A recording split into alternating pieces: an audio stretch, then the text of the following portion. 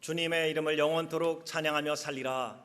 그런데 어떻게 찬양하느냐가 중요하죠. 인상 빡빡 쓰면서 찬양하는 건 결코 찬양이라 할 수 없을 거예요.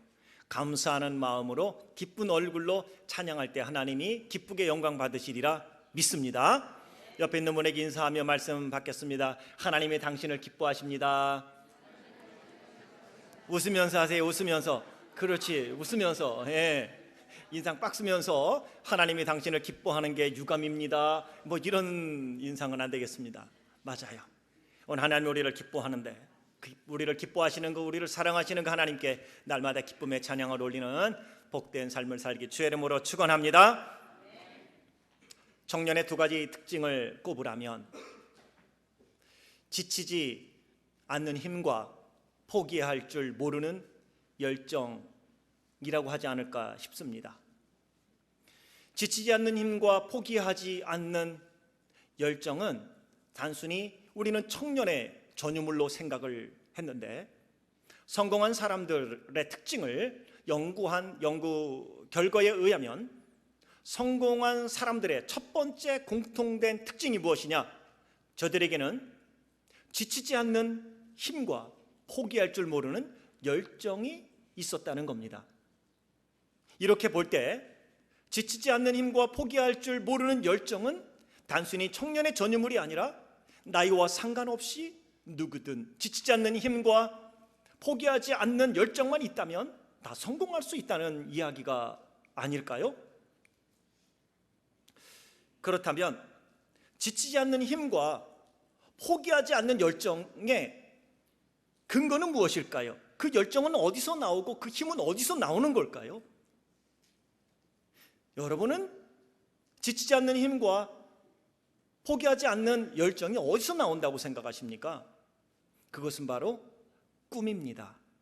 꿈이 있으면 이길 수 있습니다. 꿈이 있으면 지치지 않습니다. 꿈이 있으면 포기하지 않습니다. 그 꿈이라는 말을 비전이라고 얘기를 합니다. 비전이 있습니다. 목표가 있습니다. 그래서 대학교 때까지가 제일 행복할 때예요. 아니, 공부할 때가 제일 행복할 때예요. 공부하면 내가 이걸 끝나면 더 나은 직업이, 그리고 더 나은 내일의 나의 멋진 삶이 펼쳐질 거야. 기대를 합니다. 그리고 내가 더 나은 사람을 만나게 될 거고 나의 삶이 더 멋있어질 거야. 그런 꿈을 갖고 있기 때문에 공부하는 학생들에게는 언제나 열정이 있습니다. 공부하는 학생뿐만 아니라 직장생활이라 사업을 하는 사람들에게도 마찬가지입니다. 지치지 않는 힘과 포기할 줄 모르는 열정이 있는 사람들은 언제나 기쁨과 활력이 넘쳐서 자기의 일들을 감당합니다. 봉사하는 것도 마찬가지고 헌신하는 것도 마찬가지입니다. 기쁨과 즐거움으로 살아가는 사람들의 삶 속에는 언제나 꿈이 있습니다. 비전이 있습니다. 목표가 있습니다. 잠언 29장 18절에 묵시가 없으면 백성이 방자히 행한다 라고 말씀합니다. 묵시란 비전이라는 말입니다. 묵시는 조금 더 고급스러운 언어로 revelation이라고 말합니다. revelation이라는 건 뚜껑을 덮다, 뚜껑을 열다, 덮개를 제치다 라는 말입니다. 아직 이루어지지는 않았지만 무엇인가 상자 속에 들어있는데 아직 나오지 않은 거예요. 마치 임신한 한 여인이 앞으로 내 태에서 나올 아이를 기대하며 발을 감쌀 신발도 준비하고, 그죠? 베네쪼고리도 준비하고 옷도 준비하면서 해산할 날을 기대합니다. 저에게도 두 식구가 지금 아이를 낳습니다. 기대하는 겁니다. 저는 여자분들을 정말 웬만해서는 이해하려고 노력하는데 하나 이해할 수 없는 건 아이를 10개월 동안 배는데 결혼하고 나면 빨리 아이를 갖고 싶어 한다는 거예요. 제가 사실 여자로 태어나지 않은 거 가장 감사하는 거 이유 중에 하나가 내가 아기를 낳는다는 거예요. 그래서 저는 어머니들을 존경합니다. 존경합니다. 아이를 뵈면 알죠? 배가 다 터져요. 그리고요, 그 무거운 아이 저희 큰 녀석도 4kg에 났어요. 네, 8.5 되는 거예요. 파운드 되는데, 그런데요, 어머니들은요, 그 힘들게 아이를 낳고 또 낳겠대. 이야, 대단합니다. 꿈이에요, 꿈. 그래서 둘, 셋도 납니다. 저희 어머니가 대단하십니다. 저희 어머니는 8을 낳으셨습니다. 꿈이 있으면 사람은 지치지 않습니다. 포기하지 않습니다. 내가 날 수만 있다면 더 날 텐데 끊겼어. 예, 그래서 못 낳대요. 사랑하는 성도 여러분, 꿈이 있으면 지치지 않습니다. 그런데 이 묵시, 비전이 없으면 방자히 행합니다. 그런데 이런 안타깝게도 이러한 젊은이의 꿈, 열정이 사실 대학교를 졸업하면서 점점 작아지고 그 꿈이 점점 죽어간다는 거예요. 왜냐하면 졸업하고 나니 취업을 해야 돼요. 취업의 문이 보통 좁은 게 아니에요. 특별히 아무거나 아무 일이나 한다면 찾을 수 있겠지만 이왕이면 내 전공 그리고 내가 하고 싶은 일을 하고 싶어 하니까 그 문이 좁은 거예요. 그때의 좌절을 맛보게 됩니다. 내 능력 이것밖에 안 됐나? 내 실력 이것밖에 안 됐나? 내가 지금까지 살아온 삶이 이 정도인가? 자기의 자신에 대하여 실망을 하게 되는 경우를 봅니다. 세상에 살아가면서 직장 생활을 하면서 사업을 하면서 이야, 사람이 이렇게 무서워? 세상의 냉정함과 사람들의 무서움에 다시 한번 낙심이 찾아옵니다. 배우자를 만나고 가정을 꾸리고 여자들은 아이를 낳고 양육에 힘쓰고 남자는 열심히 직장이나 사업에 매달리다 보니까 전에 내가 어떠한 꿈을 꾸었는지 어떠한 비전을 갖고 내 인생 속에 어떻게 나아가야 될 것인지를 점점 잊어버리고 현실주의자가 됩니다. 꿈이 죽어가는 거예요. 어느 순간 되돌아보면 맞아, 내가 옛날에 그런 꿈이 있었는데 하면 그냥 넘어가는 거예요. 그것은 젊은이들이든 우리 모든 어느 사람을 막론하고 꿈이 없고 비전이 없어지고 목표가 흐릿해지면 사람은 방자히 행하게 되어 있고요. 그리고 그 꿈은 점점 죽어가고요. 그러면 희마리가 없어져요. 어른들이 종종 젊은이들을 향하여 하는 얘기 있잖아요. 젊은 놈이 왜 이래? 희마리가 없어? 왜 희마리가 없겠습니까? 그건 힘이 없는 게 아니라 꿈이 없어졌기 때문이에요. 그러게 어른들이 자녀들을 양육하면서 해야 될 일은 딱 하나예요. 공부 열심히 해라, 좋은 직장 가져야 된다, 돈 많이 벌어야 된다, 잘 살아야 된다. 이건 꿈이 될 수 없습니다. 왜 열심히 살아야 되나요? 왜 열심히 공부해야 되나요? 왜 좋은 직장을 갖고 왜 돈을 많이 벌어야 되나요? 목적이 없어지고요, 목표가 없어지고요, 내가 그것을 왜 하는지를 모르면 그것을 이루고 나면 허무해집니다. 그래서 어른들이요, 봄에 많이 돌아가셔요.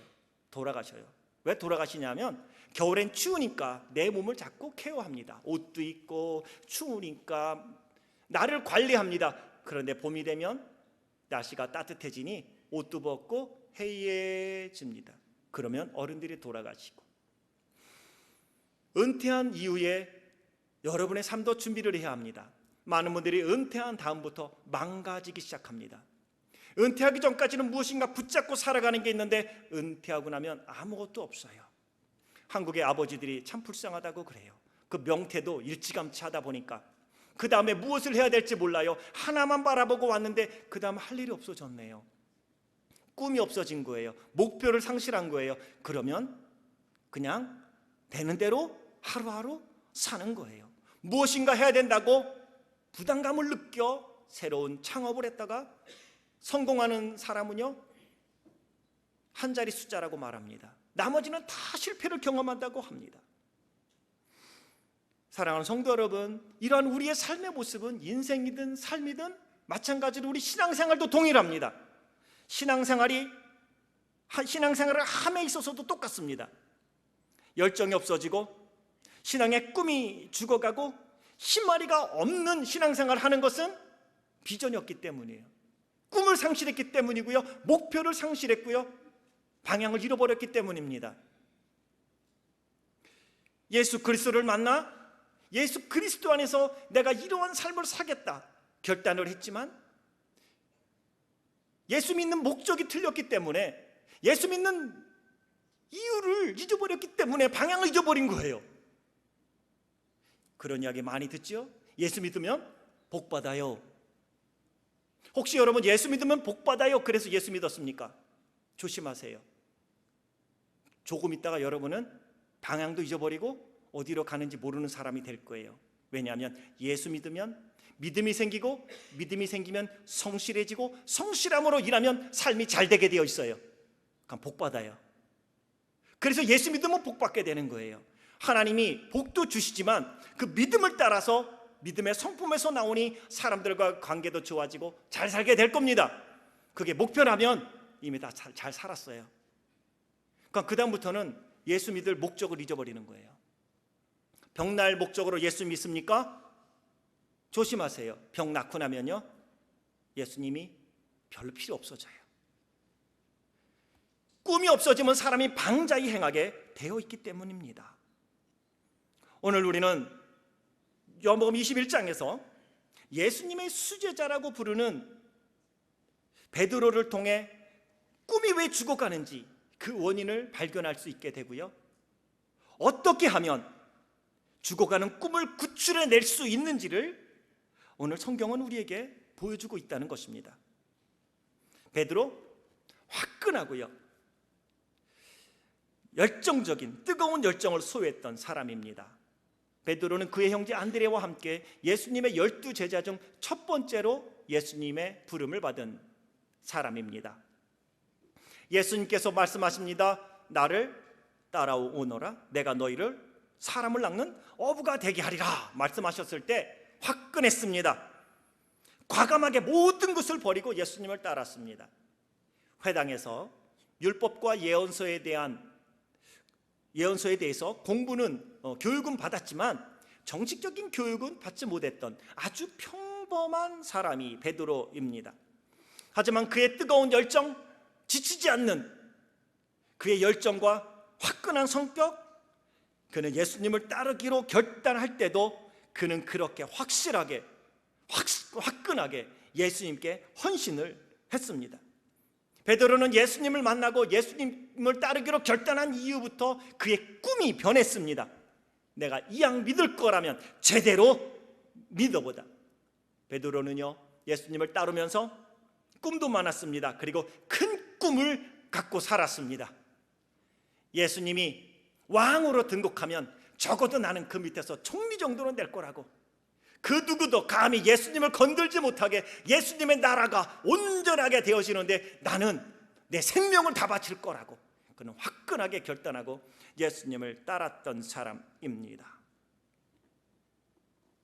제자들이 머뭇거릴 때도 베드로는 앞장서서 예수님 말씀을 듣고 받아들이고 순종하고 헌신을 했습니다. 어느 제자보다 항상 앞섰습니다. 예수님이 죽으심에 대하여 말씀을 하십니다. 그러자 사람들이 떠나요. 예수님이 말씀하죠. 너희도 나를 떠나려느냐. 그때 화끈하게 대답합니다. 주여, 영생의 말씀이 주께 있사오니 우리가 누구에게로 가오리이까? 요한복음 6장 68절에 말씀하는 거예요. 마태복음 16장에도 예수님이 예루살렘에 올라가 고난을 받고 대제사장들과 바리새인들에게, 서기관들에게 큰 고난을 받고 죽을 것이라고, 그 다음에 3일 만에 살아날 거야. 근데 3일 만에 살아날 거야는 생각도 안 하고 예수님이 죽는다는 말을 듣자 베드로가 딱 나섭니다. 주여, 그리 마옵소서. 이 일이 결코 주께 미치지 아니하리이다. 결코 그런 일이 주님께 일어나지 않도록. 이래봬도 내가 있다고요. 베드로가 어디 그런 말씀을 하세요? 화끈한 사람입니다. 요한복음 13장에서 예수님이 제자들의 발을 씻길 때도 다른 제자들은 발을 내밀어 예수님의 발 씻을 때 가만히 있었는데 베드로는 예수님께 딱 나서서 말합니다. 주여, 어떻게 주께서 내 발을 씻기시나이까? 내 발을 절대로 씻지 못합니다. 제가 주님의 발을 씻기지는 못할지언정 어떻게 주님께 제 발을 내밀어 저를 씻기라고 하겠습니까? 예수님 말씀하시죠. 내가 너를 씻지 아니하면 내가 나와 상관이 없다. 그러자 베드로가 화끈하게 대답하죠. 주여, 내 발뿐만 아니라 내 손과 내 머리도 씻어 주옵소서. 보통 멋있는 사람이 아니에요. 최후의 만찬의 자리에서도 예수님이 말씀하십니다. 너희가 오늘 다 나를 버리고 나를 떠날 거라고. 그때 베드로가 또 당당하게 나서죠. 모두 주를 버릴지라도 나는 결코 버리지 않겠습니다. 제자들도 우리도 주를 버리지 않을 것입니다. 베드로는 거기서 멈출 수 없어요. 다른 제자들보다 한 발짝 더 앞장서서 35절에 이렇게 말하죠. 내가 주와 함께 죽을지언정 주를 부인하지 않겠나이다. 그래서 예수님이 말씀하시죠. 베드로야, 사단이 너를 밀 까부르듯 하려고 요구하였으나 내가 너를 위하여 기도하였다. 그러니 너 정신 바짝 차리고 기도해. 그러자 베드로가 예수님께 화끈하게 대답합니다. 그 말 같지 않은 소리 하지 마십시오. 그 사탄 오라 그러세요. 그러면 쉐끼 그냥 이런 거 아니겠어요? 그러면서 베드로가 이렇게 대답을 합니다. 주여, 내가 주와 함께 오게도 죽는데도 가기를 각오하였나이다. 너무 멋있어요. 이런 사람 하나 있으면 좋겠어요. 겟세마네 동산에서 예수님이 잡혔을 때 자다 말고 얼떨결에 일어났더니 한 200여 명이 되는 군인들하고 대제사장들이 보낸 종들이 있는데 예수님을 잡아가려고 그래요. 얼떨결에 잠에서 깬 베드로가 칼을 딱 뽑아갖고 대제사장의 종 말구의 귀를 탁 잘라버립니다. 이 정도는 돼야 되는 거 아니겠습니까? 이게 베드로입니다. 지치지 않는 힘과 포기할 줄 모르는 열정. 그런데 사랑하는 성도 여러분, 뜨거운 열정을 가지고 예수님을 사랑했던 베드로의 꿈이 한순간에 동력을 잃고 죽어가게 되는 사건이 발생하죠. 잠결에 겟세마네 동산에서 예수님이 군인들에게 결박당하는 모습을 보고만 있던 베드로가 생명의 위협을 느끼고 예수님이 그래도 어떻게 되는가 보려고 몰래 뒤에서 멀찌감치 따라갑니다. 그리고 대제사장의 집 뜰까지 갑니다. 밤에 추운 날씨에 사람들이 모닥불을 피워놓습니다. 베드로도 추위를 녹이려 모닥불 옆에 섭니다. 그리고 예수님을 멀찌감치 보는데 그 대제사장 집에 있던 한 여종이, 다른 여종이 옆에 섰던 사람이 3번이나 뭐라고 얘기하냐면 이 사람도 갈릴리 사람이요, 예수와 함께 있었던 사람입니다. 옆에 있는 사람이 말해요. 맞아요, 내가 예수와 함께 있는 것을 보았습니다. 그때마다 베드로가 뭐라고 말해요? 아니요, 무슨 소리 하고 있어요? 사람을 잘못 보았어요. 나는 당신들이 무슨 말을 하는지 알지 모른다고요. 그러자 옆에 있는 사람 한마디 더 하죠. 이 사람이 부인하는 목소리를 들어보라고. 이 목소리는 분명히 저의 제자인 것을 증거하는 거라고. 그러자 베드로가 뭐라고 얘기해요? 목소리를 더 높입니다. 맹세합니다. 나는 저 사람을 알지 못합니다. 맹세할 뿐만 아니라 저주합니다. 나는 그 사람을 알지 못합니다. 하지만 멀리서 들려오는 닭 울음소리에 예수님이 하신 말씀이 생각났어요. 베드로야, 닭 울기 전에 내가 3번 나를 부인하리라. 가슴이 아팠어요. 후회와 회개가 나옵니다. 밖으로 뛰쳐나가 통곡을 하게 됩니다.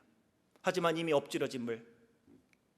이때부터 베드로는 계속 마음이 무거웠습니다. 주님을 사랑한다고 자부했는데 자신의 확신과 자신의 열정이 가짜였는가? 자기를 돌아보게 됩니다. 자신에 대한 실망으로 인해 자존심은 완전히 망가졌습니다. 사람들에게 큰 소리 쳤는데 보기 좋게 나가 떨어진 것 아니겠습니까? 예수님의 말씀처럼 사단이 밀 까부르듯 자신을 갖고 놀았다는 사실에 대하여 패배감은 증가하고 있습니다. 예수님을 위하여 헌신하겠다고, 제대로 사명 감당해 보겠다고 결심했던 그 결심도 걸레 조각처럼 찢어져 버렸습니다. 믿음은 바닥을 칩니다. 이제 베드로는 더 이상 허풍쟁이, 그 이상도 그 이하도 아닙니다. 나는 아닐 거라고, 나는 다른 사람과 다르다고 떵떵거렸는데 한 비자의 말에 무너지고 예수님을 3번이나 부인하게 됩니다. 그렇게 그의 꿈은 죽어갔습니다. 동력을 잃었습니다. 힘없습니다. 맥 빠졌습니다. 어른들 말씀대로라면 발길로 엉덩이를 걷어차면서 젊은 놈이 왜 이렇게 힘아리가 없어? 그런데 베드로는 꿈이 사라졌기 때문입니다. 비전이 없어졌습니다. 예수님을 따랐던 이유도, 그를 위하여 헌신했던 것도 다 잊어버렸습니다. 예수님이 죽은 후 실망하고 낙심해서 3일 만에 다시 살아나리라는 예수님의 말씀 생각도 안 납니다. 잊어버렸습니다. 죽은 사람이 어떻게 살아날 수 있어? 라는 생각이 그의 마음에는 들었습니다. 예수님을 만나고 나서도 예수님이 하셨던 말씀도 다 잊어버렸습니다. 그리고 실망하고 낙심하고, 그리고 그는 자기 고향 갈릴리에가 나는 고기나 잡으련다. 앞장섰던 베드로가 나는 고기나 잡으러 내려가련다 하니 모든 제자들이 나도 그럴래요, 나도 그럴래 하면서 다 따로 내려갑니다. 여기까지 보면 베드로의 꿈은 이미 죽어가고 있는 것입니다. 죽어가는 꿈 구출해내야 되는데 방법이 뭘까요? 오늘 본문 21장 15절과 16절 17절에는 그 해답을 우리에게 제시해주고 있습니다. 이게 반전의 사건입니다. 부활하신 예수님께서 베드로를 찾아갑니다. 그리고 베드로의 죽어가는 꿈을 구출해주는 장면입니다. 밤새도록 한 마리의 고기도 잡지 못하고 허탕을 친 바다에 배를 띄우고 있는 이들을 향하여 예수님이 큰 소리로 그들을 향하여 말합니다. 배 오른편에 던지라, 그리하면 잡으리라. 옛날 생각이 났어요. 예수님이 처음에 베드로를 부르실 때의 모습이에요. 뭔가 비슷한 장면인데? 배 오른편에 그물을 던졌더니 많은 고기가 잡힙니다. 예수님이라는 사실을 알게 된 베드로 제일 먼저 바다로 뛰어들어 예수님께로 향하여 갑니다. 갔더니 예수님이 모닥불을 피워놓고 그곳에 떡을 준비해놓고 저들이 잡아온 고기를 구워 식사를 청합니다. 식사를 나눈 이후 예수님이 베드로를 콕 집어 베드로에게 이렇게 3번이나 묻습니다. 요한의 아들 시몬아, 내가 이 사람들보다 나를 더 사랑하느냐? 우리 성경에는 이 사람들보다 라고 됐는데 원어 성경이나 영어 성경에 보면 이렇게 말씀하고 있어요. Simon Peter, son of John, do you love more than these? These라는 것은 이 모든 것을 의미합니다. 네가 갖고 있는 열정, 재물, 사람, 환경, 명예, 지식 뿐만 아니라 지금 네가 소유하고 있는 실패감, 너 자신에 대한 낙심, 죽어가는 너의 꿈, 사실은 우리는 낙심을 그리고 실망을 하나님보다 그게 더 크게 보이면 우리는 믿음이 없는 사람이 되는 거예요.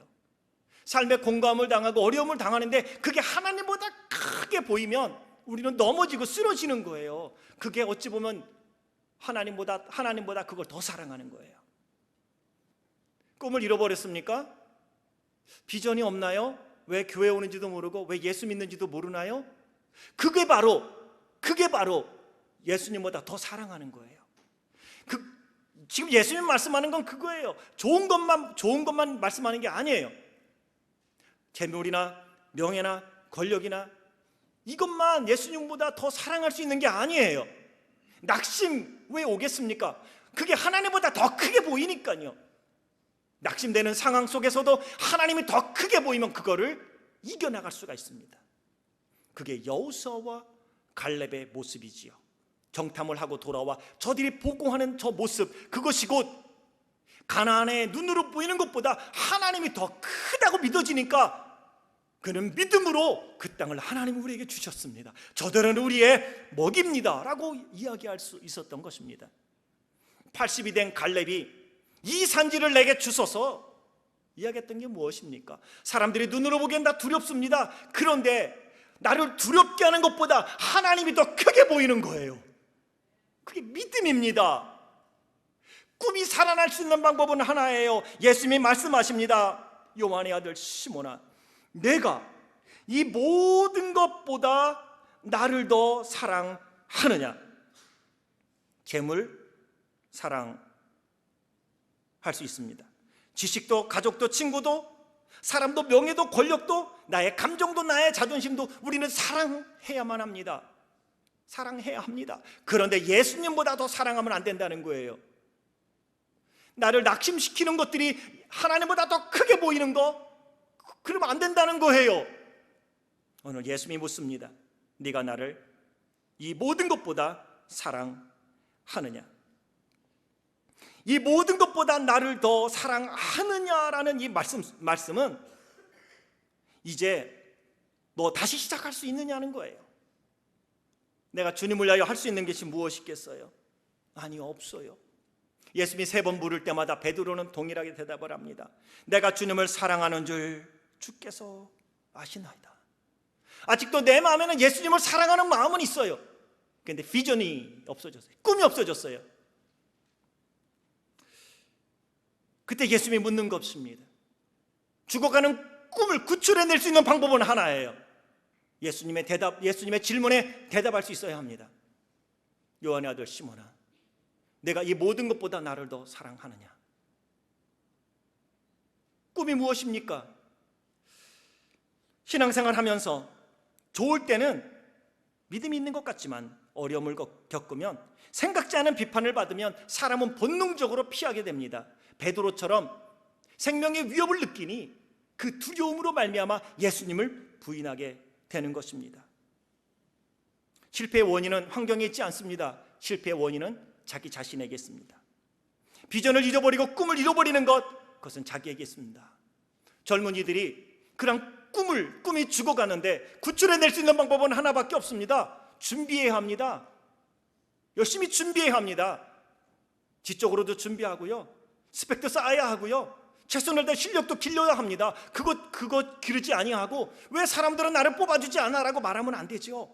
오늘 예수님도 동일하게 말씀하십니다. 내가 나를 사랑하느냐? 내가 주님을 사랑하는 줄 주께서 아시나이다. 주님을 사랑한다면 그 사랑하는 것부터 다시 시작을 해야 돼요. 사랑하는 마음이 생기면요? 아니요. 예수님이 말씀하십니다. 내 양을 먹이라. 내 양을 치라. 내 양을 먹이라. 네가 먹이고 싶은 마음이 있어서가 아니야. 케어하고 싶은 마음이 생겨서가 아니야. 네가 나를 사랑한다면 실천하라는 것입니다. 실천하세요. 이런 말이 있죠. 생각하지 않고 살면요, 사람은요 행동하는 대로 생각하게 돼요. 내가 무슨 살아보는 거야. 그냥 주님을 사랑합니까? 사랑한다면 그 사랑을 붙잡고 주님이 나를 지금도 사랑한다는 사실을 기억하고, 주님이 말씀하신 건 내 양을 먹이라, 내 양을 치라, feed my sheep, care of my sheep. 주님이 먹이라고 하고 주님이 케어하라고 말씀하는 거 순종하는 것입니다. 예수님을 믿고 온전한 신앙인으로 제대로 믿겠다고 결단한 것들이 지금 여러분 실천되어지고 있습니까? 그 꿈은 지금도 여전히 유효합니까? 많은 분들과 대화하면 그런 말씀들을 해요. 목사님, 제가 태평양 건너와 이곳에 힘들고 어렵지만 제가 이렇게 힘써 일하는 이유가 있어요. 저는 선교지에 아이들을 위한, 그들이 온전히 교육받을 수 있는 교회를 세워가는 게 제 꿈이에요. 선교사님들이 아이들을 마음대로 가르칠 수 있도록 선교센터를 지어주는 게 내 꿈이에요. 그래서 나는 돈을 많이 벌어야 돼요. 지금도 유효하십니까? 내가 잘 살고 내가 믿음으로 온전히 살아서 하나님이 어떤 분인가를, 교회를 바르게 세우고 많은 이들을 주님께 인도하는 것, 그게 내 꿈이에요. 왜 돈 버세요? 돈 벌어서 무엇 할 겁니까? 얼마나 더 많이 돈 버실 겁니까? 더 많이 돈 벌어서 무엇을 하려고 하십니까? 통장에 쌓아놓으려고요? 그게 여러분이 돈 버는 목적이십니까? 목표이십니까? 여러분 자녀들에게는 무엇이라고 이야기하겠습니까? 왜 돈을 많이 벌어야 된다고 이야기해주고 싶습니까? 그리고 왜 훌륭한 사람이 되고 왜 제대로 된 직장에 제대로 된 멋있는 사업, 성공하라고 이야기하십니까? 무엇을 위해서? 하나님의 사람으로서 하나님의 영광을 위하여, 하나님의 선한 일을 위하여 많은 영혼들을, 민족을 주님께로 돌아오게 하는 예수님의 마지막 지상명령인 땅끝까지 이르러 내 증인이 되고 그 민족을 주님께 인도하기 위하여 네가 갖고 있는 재능을 가지고 하나님이 너를 사용하도록 하나님께 맡기며 그 하나님의 멋진 일을 위하여 너는 돈 벌어야 돼. 자녀들에게는 꿈이 중요하지요. 뭐 되라고 말하는 게 중요한 게 아니에요. 꼭 대통령 돼야 돼. 대통령 돼야 될 놈이 이렇게 하면 되겠어? 아니요, 안 돼요. 왜 대통령 되라고 말하십니까? 좋은 직장 돈 왜 많이 벌라고 말하십니까? 벌고 나면요, 그거를 이루고 나면요, 명예와 권력을 갖고 나면요, 방장이 행해집니다. 자기가 잘났는 줄 알고 살아가요. 부모님들의 수고 다 잊어버릴 거예요. 하지만 하나는 남습니다. 신앙으로 그들을 교육하고 양육하는 것입니다. 하나님을 위하여 멋있게 네가 일어나야 돼. 하나님의 영광을 위하여 일어나야 돼. 사람이나 환경이 너를 속인다 할지라도 결코 하나님은 너를 속이지 않아. 하나님이 영원히 너를 사랑해. 그러니 하나님 붙잡고 하나님을 위하여 멋있는 사람이 되기 위하여, 그의 복음을 위하여 너는 일어나야 한단다. 의사가 되어야 한단다. 하나님이 주 생명을 살리고 아직도 죽어가는 영혼들 하나님의 사랑으로 네가 그들을 세워가기 위하여 너 의사가 되어야 되는 거야. 하나님을 위하여 멋있게 네 생애를 하나님께 드려야지. 꿈이 뭐예요? 돈 버는 게 꿈입니까? 꿈 이루고 나면 방자에 행해지게 됩니다. 꿈을 잃어버리면 그 다음부터는 자기 잘난 삶으로 사는 거예요. 아웃 오브 컨트롤. 부모님들이 내 맘대로 되나요? 합리화시키면서 미국인데요, 문화가 다른데요, 언어도 다른데요, 합리화시키면서 스스로 위안을 삼는다 하지만 마음속에는 내가 내 자식 잘못 키웠어. 후회밖에 안 남아요. 달라스에서 한 장로님이 그 말씀을 하셨어요. 두 아들이 의사예요. 너무나 잘 나가요. 근데 한국말을 한마디도 못해요. 미국 며느리를 얻었어요.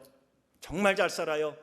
그런데 집에 와서 아이들도 얼굴이 다른 할머니한테 하나요. 그리고 자기 할머니는 미국 할머니가 할머니인 줄 안대요. 아들조차도 한국말 몰라서 엄마 밥 줘, 밥 먹었어, 안녕, 10마디밖에 못한대요. 그 장로님이 가슴을 치며 이야기를 했어요. 내가 다시 이민 온다면 나 내 자식 이렇게 안 키울 거예요. 목적이 무엇입니까? 잘 되라고 투잡 들이다 치면서 자녀들을 키웠는데 어떤 사람이 되라고 키웠습니까? 그 꿈이 죽어가는 거는요, 이루든지 아니면 실패하든지 낙심하면 없어집니다. 하지만 믿음으로 내가 지금 마음속으로 품고 있는 신앙의 꿈을 갖는다면 그 꿈은 하나님이 이루어 주실 줄 믿습니다.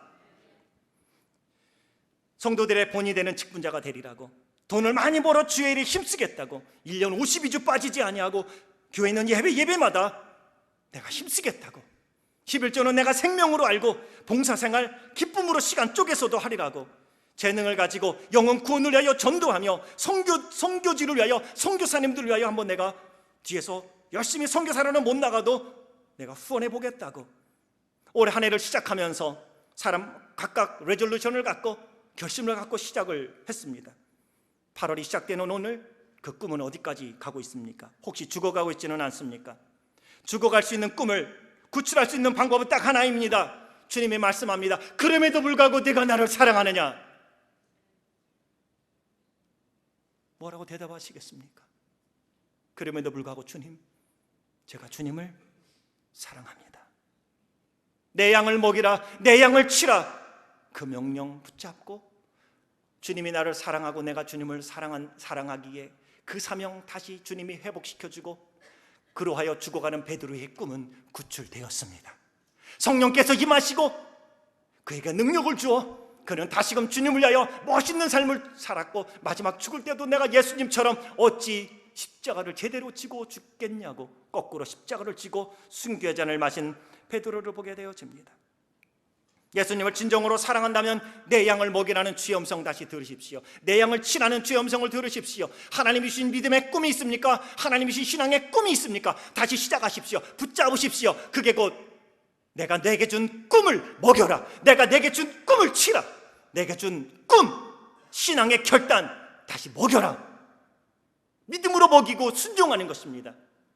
그럴 때 죽어가는 우리의 꿈 구출될 것입니다. 베드로처럼 멋있게 그 꿈을 이루어 가게 될 것입니다. 시간도